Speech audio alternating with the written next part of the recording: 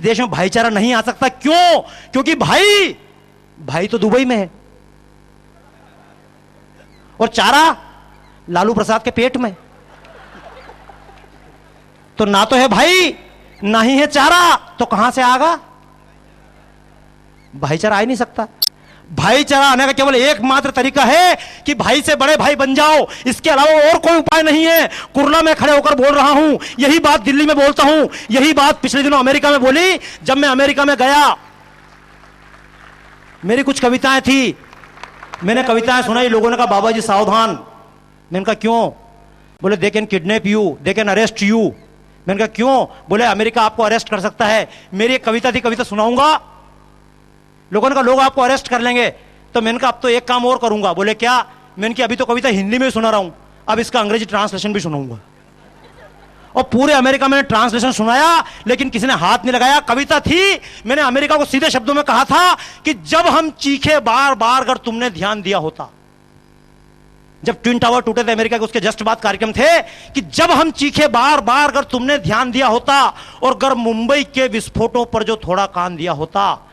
जब हम चीखे बार बार अगर तुमने ध्यान दिया होता, अगर मुंबई के विस्फोटों पर जो थोड़ा कान दिया होता, और लादेनों के बाप पाक को जो ना मान दिया होता, लादेनों के बाप पाक को जो ना मान दिया होता, और इस्लामी आतंकवाद का चेहरा जान लिया होता, तो बिल बुश दिल खुश रहता।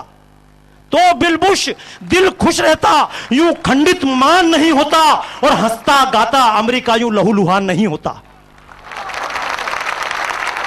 क्योंकि जिसने तुमको डसा नाग वह तुमने ही तो पाला था। जिसने तुमको डसा नाग वह तुमने ही तो पाला था। बारूदी सांचे में उसको तुमने ही तो ढाला था। घुटनों के बल चलता था तब तुमने दिया निवाला था, क्योंकि तब वह औरों की पीड़ा का रिश्ता छाला था। अरे जिनके पांव ना फटी बिवाई पीर पराई क्या जाने, बिन भोगे औरों की पीड़ा का कोई भान नहीं होता। हंसता गाता अमेरिका यूं लहूलुहान नहीं होता। और इतिहास इसलिए नहीं होते कि हम पढ़ते रहें, इतिहास इसलिए होते कि हम सबक लें। एक गलती इंदिरा गांधी ने की थी, वही गलती अमेरिका ने की। अमेरिका ने लादेन पैदा किया था, इंदिरा जी ने भिंडरावाले पैदा किया था। इंदिरा जी वाली गलती को तुमने भी दोहराया था। इंदिरा जी वाली गलती को तुमने भी दोहराया था। लादेनों तक तुमने अपने शस्त्रों को पहुंचाया था प्यादा उसको तुमने वजीर घोषित करवाया था प्यादा उसको तुमने वजीर घोषित करवाया था। मैं साफ साफ इस बात को कहना चाहता हूं कि जो गलती वहां हुई थी, बहुत लंबी बात होगी, लेकिन मैं चाहूंगा इसका हल क्या, क्योंकि समय की मर्यादा है। इसका हल एक है, शक्ति। शक्ति के बिना कोई पूछने वाला नहीं है। यदि कोई कहता कुर्ला में हमारे ऊपर अत्याचार हो रहा है, होगा। यदि व्यापारी बोलते हैं हम हफ्ता देते हैं, मुझे मालूम है इस कार्यक्रम के लिए जब चंदा लेने गए मेरे मित्र कि भारत भक्ति संस्थान की तरफ से भारत माता की आरती कर रहे हैं, तो वो व्यापारी जो 20 लाख का हफ्ता जिसने दिया अपने बच्चे को छुड़ाने के लिए, वो 1000 रुपए देने को तैयार नहीं हुआ। तो तैयार रहो, कोई आवश्यकता नहीं है आपको पैसे देने की। हफ्ता लेने वाले भाई आपके घर पे आएंगे।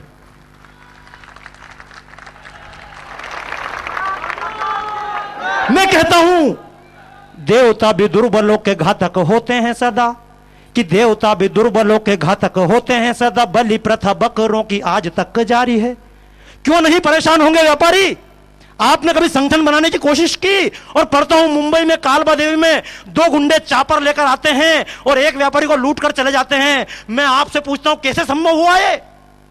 जिस कालबा देवी में पैदल रोड क्रॉस करना मुश्किल होता है, 2 गुंडे आते हैं और चक्कू लेकर लहराते हुए निकलते हैं। हर व्यक्ति सोचता है मैं बच गया, मैं बच गया। बच जा, कल तू फंसेगा, दूसरे हटेंगे।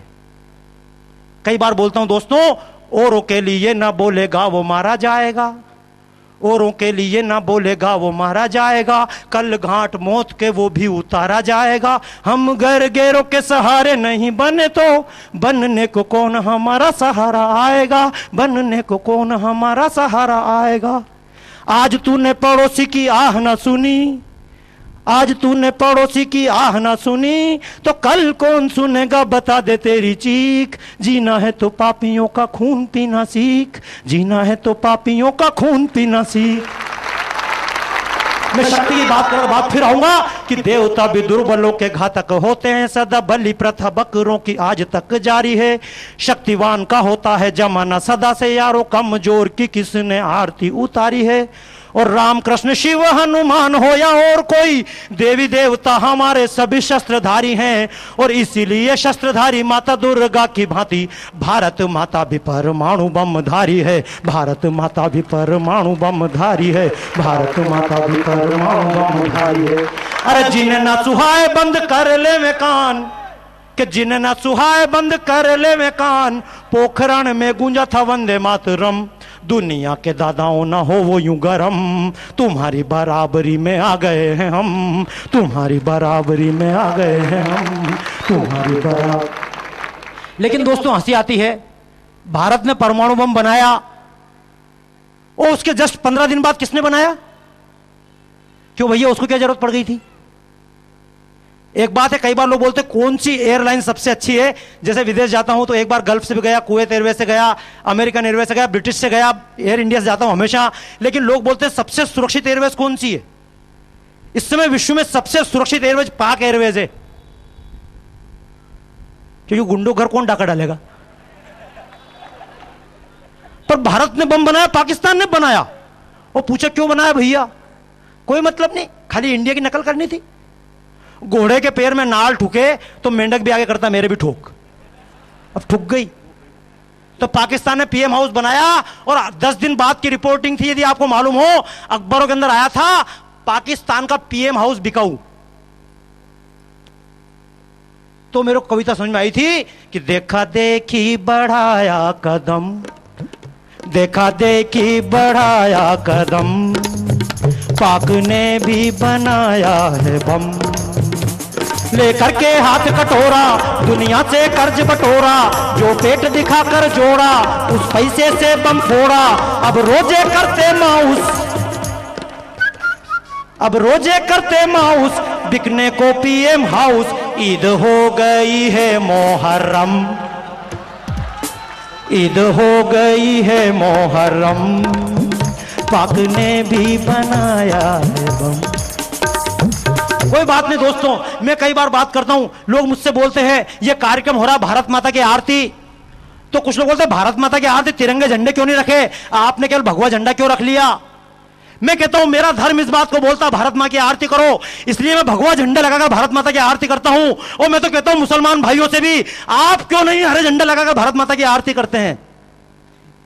मैं आह्वान करता हूं, 26 जनवरी को मैंने कार्यक्रम किया था उज्जैन में भारत माता की आरती, चारों तरफ भगवा झंडे। लोगों ने कहा, पत्रकारों ने पूछा क्यों भगवा झंडे, आपने तिरंगा क्यों नहीं लगाया। मैं इनकी गणतंत्र दिवस का स्वागत मैं अपनी हिंदू परंपरा से कर रहा हूं, क्यों नहीं क्रिश्चियन लोग सफेद झंडे लगाकर गणतंत्र दिवस का स्वागत करते हैं। और मेरे मुसलमान भाइयों से एक बात और कहूंगा, क्योंकि आज मैं सलाम करना चाहता हूं इस मंच पर, जब मैंने भारत के परमाणु बम की बात की तो सलाम करना चाहता हूं एक व्यक्ति को, इन तमाम करोड़ों हिंदू की ओर से ले लो सलाम, इस देश के राष्ट्रपति एपीजे अब्दुल कलाम। लेकिन एक बात और कहूंगा, सभी से कहता हूं, मेरे मुसलमान भाइयों से भी कहूंगा कि मुहर्रम पर छाती पीट पीट कर जितना खून हमने इमाम हुसैन साहब के लिए बहाया, उसका 10% भी अगर देश के लिए बहाते तो अशफाक उल्लाह खां की तरह एक एक हिंदू आपके चरणों में पड़ा हुआ होता। कहूंगा मैं, अशफाक उल्लाह की कुर्बानी भूल ना हम पाएंगे, अशफाक उल्लाह की कुर्बानी भूल ना हम पाएंगे। हम हमीद के वीर कृत्य को बार बार गाएंगे। अशफाक उल्लाह खां जब थे भगत सिंह के साथ, भगवती चरण वर्मा के साथ, लोगों ने, मौलवियों ने आकर कहा, अरे अशफाक क्यों काफिरों के साथ जा रहे हो। अशफाक ने पंक्तियां लिखी थी, कवि था, उसकी पंक्तियां थी, कुछ आरजू नहीं है, कुछ आरजू नहीं है, बस आरजू यही है, रख दे कोई जरासी खाके वतन कफन में। क्यों नहीं पूजा हमने, क्यों नहीं पूजा हमने हमीद को।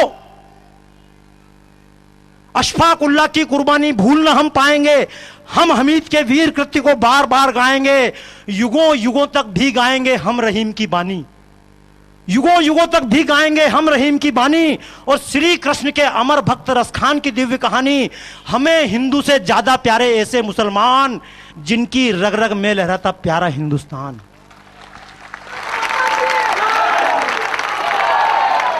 पर इसके लिए हमारा अंतर यह है, हम बोलते हैं हमको राष्ट्रीयता प्यारी है, लेकिन लोग बोलते हैं हर बात को सांप्रदायिकता से जोड़ के अब घुसपैठी को बाहर निकालो, कारगिल का युद्ध हुआ, तमाम लोग चिल्लाए।